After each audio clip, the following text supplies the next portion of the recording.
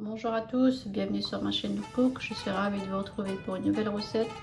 Alors aujourd'hui je vais partager avec vous la recette de slow. Donc il y en a qui disent slow, il y en a qui disent slow, donc ça dépend des régions.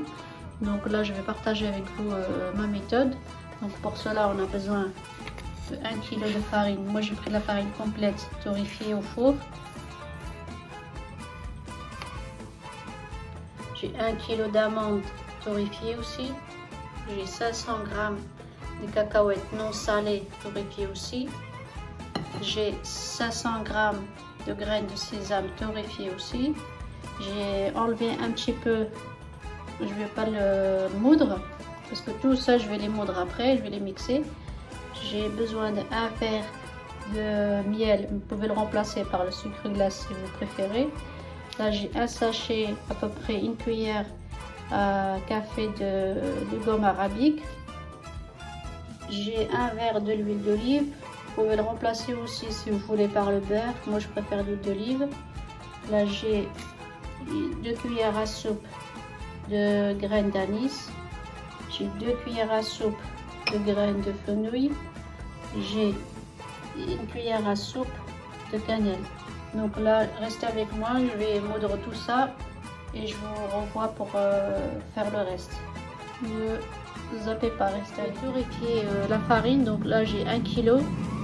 Moi j'ai pris type farine complète, mais vous pouvez prendre la farine que vous voulez, type 45 ou 55, ce que vous préférez. Donc là moi j'ai pris farine complète, c'est plus simple pour la santé. Donc là je vais la torréfier au four.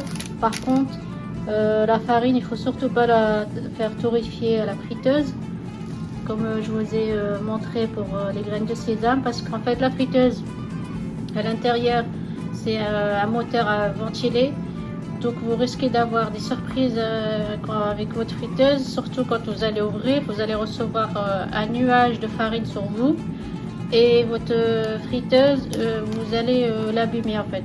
La farine se propage partout de l'intérieur.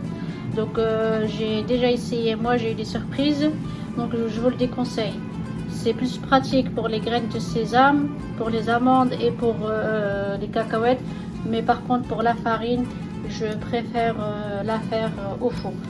Donc là je vais la torréfier au four, je vais la mettre à 200 degrés et entre temps à chaque fois je retourne la farine et je regarde jusqu'à temps qu'elle est torréfiée. Le temps, je peux pas vous dire combien de temps ça va prendre, tout dépend de votre farine et votre four.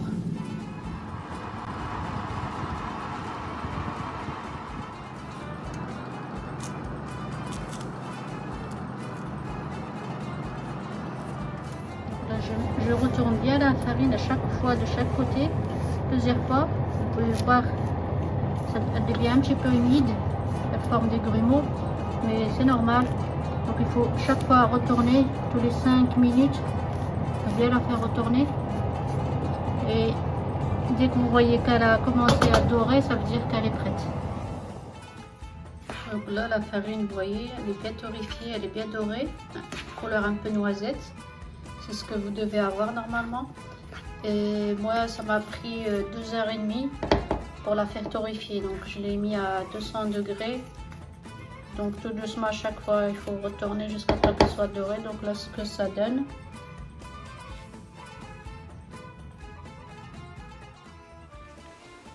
Alors ici je vais mixer tous les ingrédients. Pour ceux qui découvrent ma chaîne pour la première fois, alors pour torréfier les ingrédients, j'ai déjà partagé avec vous une petite astuce pour torréfier les ingrédients dans la friteuse à air chaud. Donc pour voir la vidéo, je vous laisserai le lien dans la barre de description. Ou sinon, il y a un lien qui s'affiche tout en haut à droite. Vous cliquez dessus et vous allez voir la vidéo pour torréfier les ingrédients.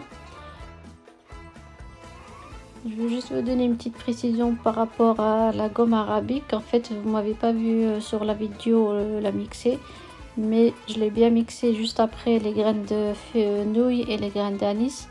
J'ai pas filmé cette étape, mais en tout cas je l'ai bien mixé et après je l'ai mélangé avec les graines d'anis et après j'ai tout malaxé la pâte. Vous m'avez pas vu quand je l'ai rajouté, donc l'arôme arabique je l'ai bien rajouté. Et après, c'est pas obligatoire, hein, si vous l'avez pas, c'est pas, ça changera rien à la recette. C'est pas obligé.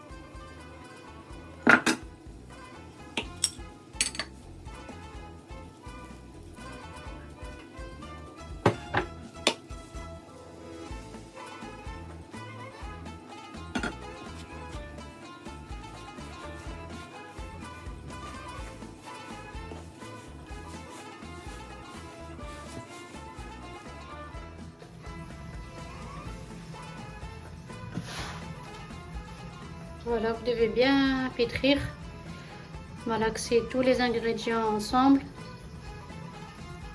Après, c'est à vous de savoir la texture que vous voulez. Soit vous la voulez un peu compacte comme ça, vous la voulez un peu sableux, comme du sable. C'est en fonction de votre choix. Donc il faut bien malaxer. Et votre seloui est prêt.